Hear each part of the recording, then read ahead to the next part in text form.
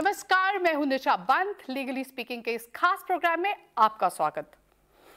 भारत न केवल दुनिया के अधिकांश हिंदुओं, जैनियों और सिखों का घर है, बल्कि सबसे बड़ी मुस्लिम आबादी, लाखों ईसाइयों और बौद्धों का घर भी है। हाल ही के ही एक प्रमुख सर्वेक्षण में यह पाया गया है कि सभी धार्मिक पृष्ठभूमि के भारतीय ये मानते और महसूस भी करते हैं कि वो अपने धर्मों का पालन करने के लिए स्वतंत्र हैं। भारत का संविधान भी इस तथ्य को स्वीकार करता है कि भारत के लोगों के जीवन में धर्मों का कितना महत्व है, और इसी के लिए अनुच्छेद 25 से अनुच्छेद 28 के तहत धार्मिक स्वतंत्रता का अधिकार प्रदान करता है। यूं तो धार्मिक स्वतंत्रता हमारे समाज में मूल है, लेकिन धार्मिक परिवर्तन बहुत देर से एक संवेदनशील मुद्दा बना रहा है। भारतीय स्वतंत्रता के बाद संसद के द्वारा कई धर्मांतरण विरोधी अधिनियम पेश किए गए, लेकिन उन्हें अपनाया नहीं गया। 1967 में स्वतंत्रता के बाद का पहला anti conversion law, Odisha freedom of religion act 1976 लागू किया गया। अधिक से अधिक राज्य इस रूपांतरण विरोधी कानून को अपना रहे हैं, जिसमें हरियाणा नवीनतम है। हाल ही में ही हरियाणा में धर्मांतरण विरोधी कानून को पारित किया गया है। हमारे देश के धर्मांतरण विरोधी कानून के विभिन्न कानूनी पहलुओं पर चर्चा करने के लिए आज हमारे साथ मौजूद है अधिवक्ता हरियाणा डिस्ट्रिक्ट कोर्ट विनीत बजाज जी। विनीत बजाज जी, आपका इस शो में बहुत बहुत स्वागत। विनीत जी, हमारे संविधान का अनुच्छेद 25 हमें धर्म को अपनाने की स्वतंत्रता देता है, और उसके साथ साथ ही धर्म परिवर्तन का भी विकल्प उसमें शामिल है। क्या आप हमारे दर्शकों को ये बता सकेंगे कि कौन सी ऐसी स्थिति में एंटी कन्वर्जन लॉ लागू हो सकता है? देखिए, जहाँ तक अनुच्छेद 25 का सवाल है, अनुच्छेद 25 हर नागरिक को ये स्वतंत्रता देता है कि वो अपने धर्म का प्रचार प्रसार करे, अपने धर्म को प्रोफेस करे और अपने धर्म को आगे बढ़ाए। इसमें कानून में धर्मांतरण को लेकर कोई ऐसा कानून अभी नहीं बना था जी। तो इसी सेक्शन 25 को आगे, आर्टिकल 25 को आगे बढ़ाते हुए ये कानून आया है, जिसे धर्मांतरण का कानून। उसमें आर्टिकल 25 में भी 3 चीज़ें कही गई हैं कि जो स्वतंत्रता नागरिक को मिली है वो है सब्जेक्ट टू मोरालिटी जी, बिल्कुल, नैतिकता, स्वास्थ्य और पब्लिक ऑर्डर जी। इनको ध्यान में रखते हुए आप अपने धर्म का प्रचार प्रसार कर सकते हैं जी, बिल्कुल। और जो अब ये नया कानून जो आया है हरियाणा का जी, या इससे पहले यूपी में आया जी, ये कानून उस संवैधानिक रूप से, क्योंकि धर्मांतरण को लेकर कोई कानून नहीं था, उसको ये फॉर्मुलेट करता है, एक खाका तैयार करता है कि आदमी को अगर धर्मांतरण करना है तो वो कैसे करे। उसके पूरे प्रावधान इसमें दिए हुए हैं, कानूनी गैर कानूनी सब दिए हुए हैं कि कौन सा धर्मांतरण कानूनी है, कौन सा गैर कानूनी है जी। विनीत जी, आप कहना चाह रहे हैं कि धर्मांतरण करने में कोई प्रॉब्लम नहीं है, पर ये कानून हमें ये समझाना चाहता है कि कहीं कोई किसी के दबाव में आके धर्मांतरण ना कर रहा हो।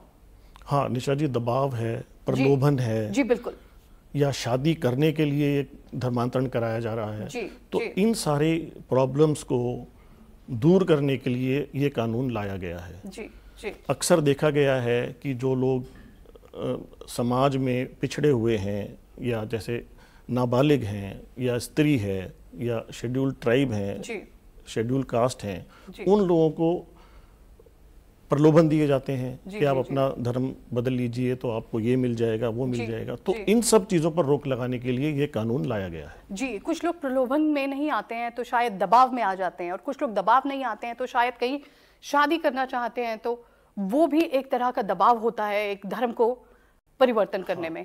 तो ये बिल जो है, आप ये कहना चाहते हैं कि ये बिल इंट्रोड्यूस इसीलिए किया गया है ताकि इन चीजों को इनकी रोकथाम की जा सके, ये दबाव की रोकथाम की जा सके।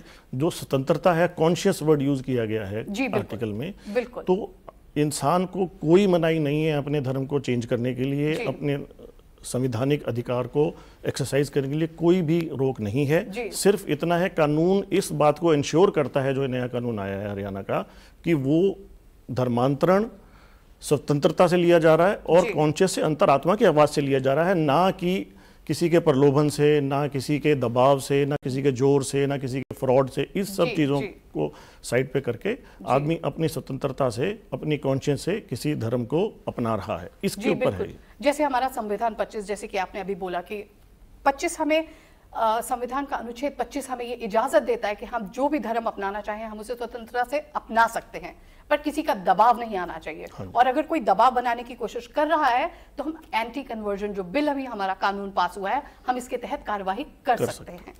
जी विनीत जी, अगर कोई जेन्युइन कन्वर्जन केस है, कोई वास्तविक धर्मांतरण का मामला है, और ऐसी स्थिति में ऐसे कौन सी प्रक्रिया या ऐसा कौन सा प्रोसीजर है जो कंसर्न पार्टी उसका पालन कर सकती है, ये सुनिश्चित करने के लिए कि उसके ऊपर एंटी कन्वर्जन बिल के जो प्रावधान है वो उस पर ना लगाए जाएं?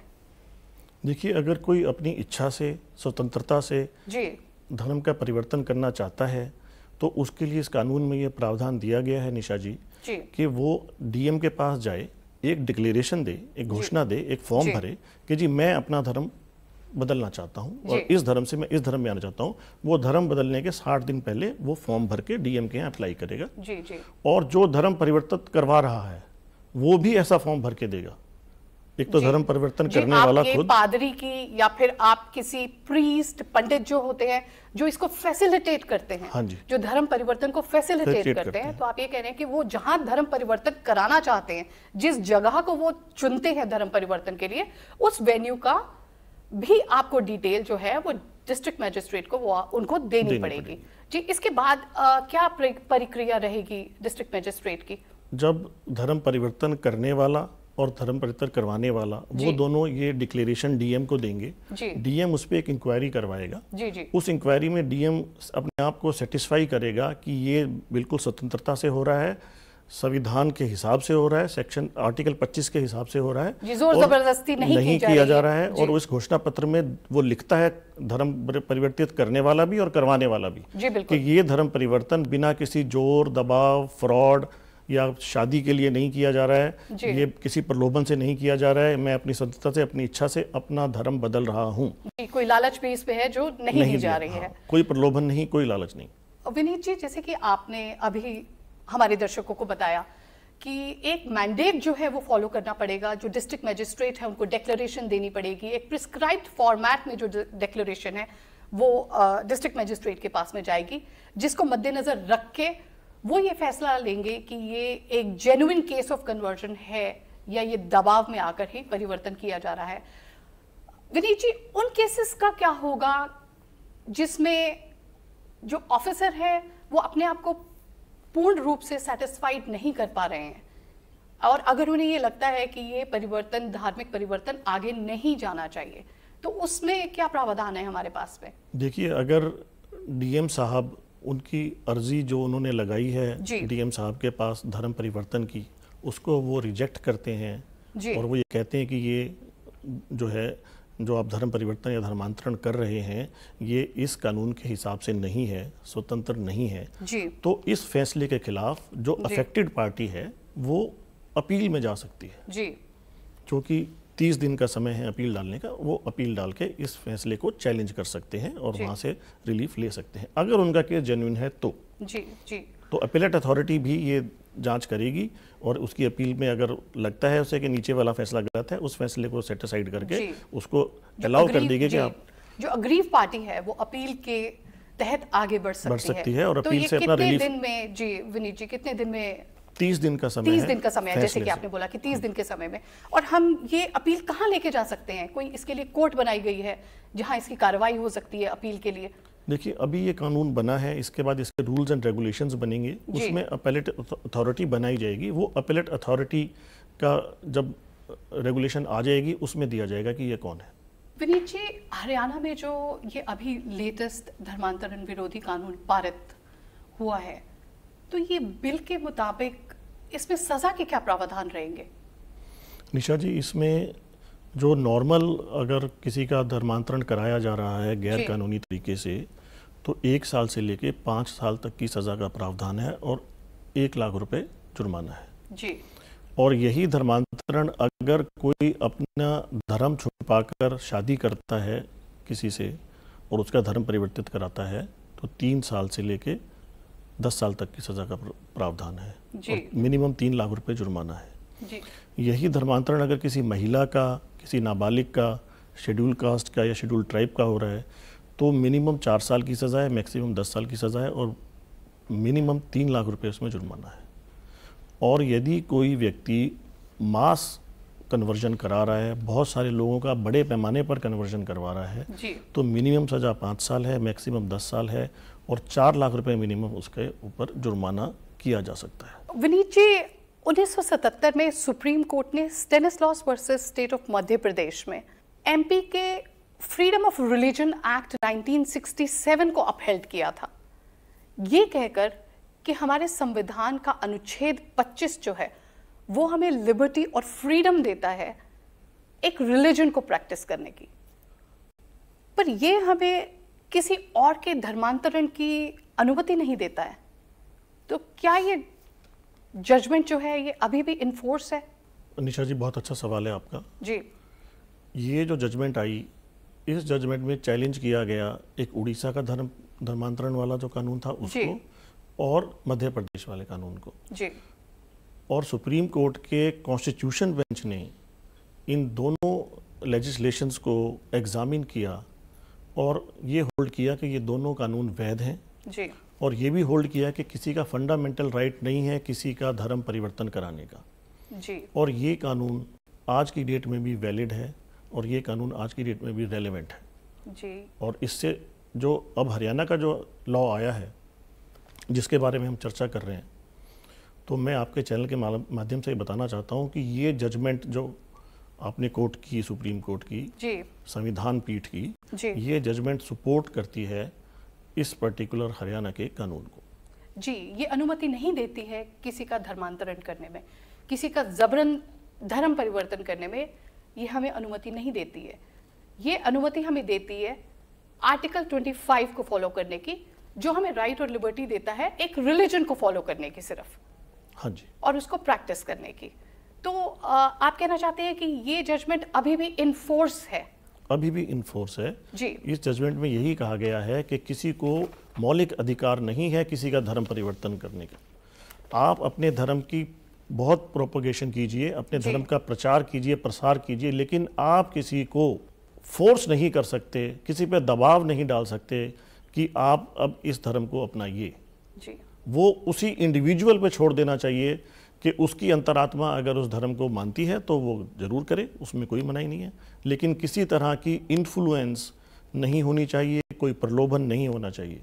यही इस जजमेंट का क्रक्स है। जी। विनीत जी, ऐसी ही एक जजमेंट जो है रिसेंट सुप्रीम कोर्ट की जजमेंट जो है justice KS Puttaswamy versus union of India and others में, जो कि 24 अगस्त 1917 में जो है ये जजमेंट पास की गई थी, जैसे कि आप जानते ही हैं। इसमें बात की गई थी, ये माना गया था कि संविधान ने हमें मूल अधिकार के रूप में हमें राइट टू प्रिवेसी जो है वो दी है, और रिलीजन फेथ जो है वो राइट टू प्रिवेसी का ही एक पार्ट है। तो हमें जो ये एंटी कन्वर्जन बिल जो अभी पास हरियाणा में हुआ है, तो क्या आपको लगता नहीं है कि राइट टू प्रिवेसी का उल्लंघन है?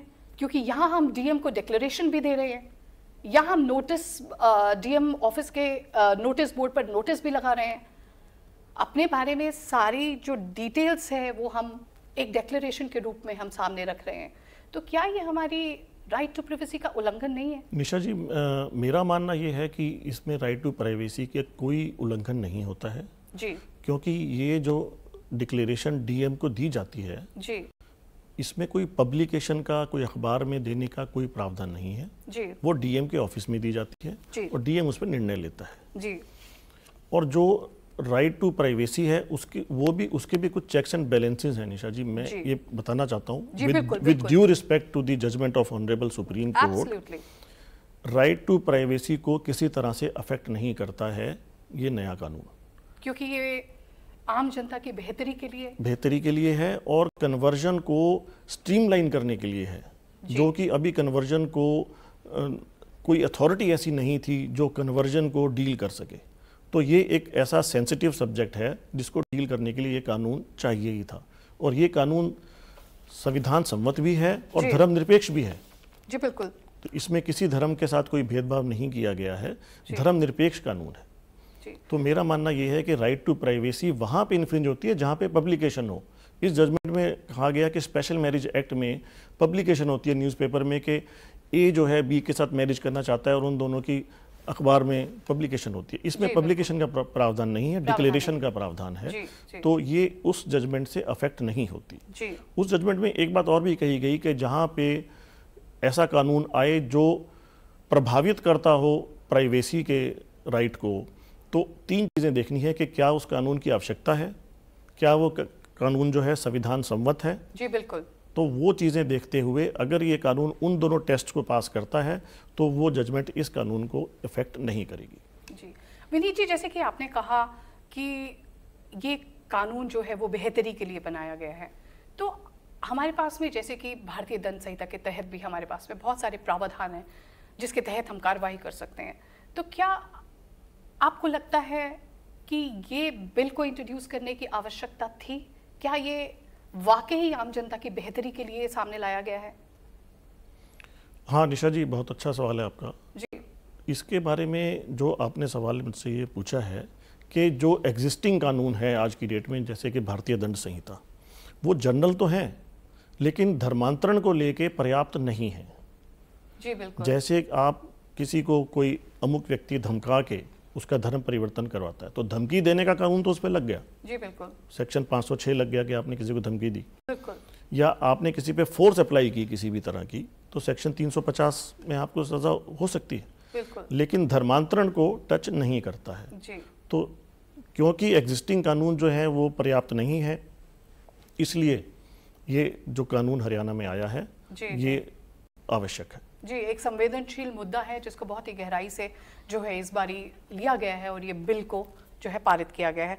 विनीत जी, हरियाणा के सीएम जो हैं उन्होंने धर्म के गैर कानूनी जो धर्मांतरण रोकथाम विधेयक 2022 है उसके बारे में जब बात करी तो उन्होंने ये भी बताया कि 6 जिलों में हरियाणा में पिछले 4 वर्षों में 127 एफआईआर जो है वो रजिस्टर करी गई हैं गैर कानूनी धर्मांतरण को लेकर। तो क्या लगता है आपको ये कौन से प्रावधानों के तहत एफआईआर रजिस्टर करी गई होंगी?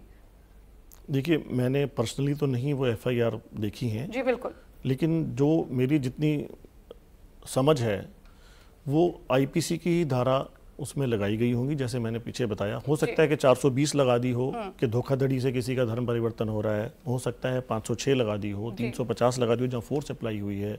तो ये धाराएं जनरल कानूनों में उन्होंने की होंगी, लेकिन इन सब जो सब्जेक्ट मैटर है धर्मांतरण उसको डील नहीं करती हैं। तो ये 127 जो एफआईआर हुई भी हैं, मुझे नहीं लगता कि ये एक लॉजिकल कंक्लूजन तक पहुंचा पाएंगी विक्टिम को, क्योंकि विक्टिम के अधिकारों का ध्यान रखा गया है तो इस एक्ट में रखा गया है। जी, ये जो एफआईआर जिसके बारे में हम बात कर रहे हैं, जो सीएम ने भी जिनका मेंशन किया है, तो ये बिल के पास होने से ये पहले के एफआईआर जो है रजिस्टर करी गई है। तो जैसे कि आप कह रहे हैं तो शायद दंड संहिता के तहत ही ये कार्रवाई की गई होगी।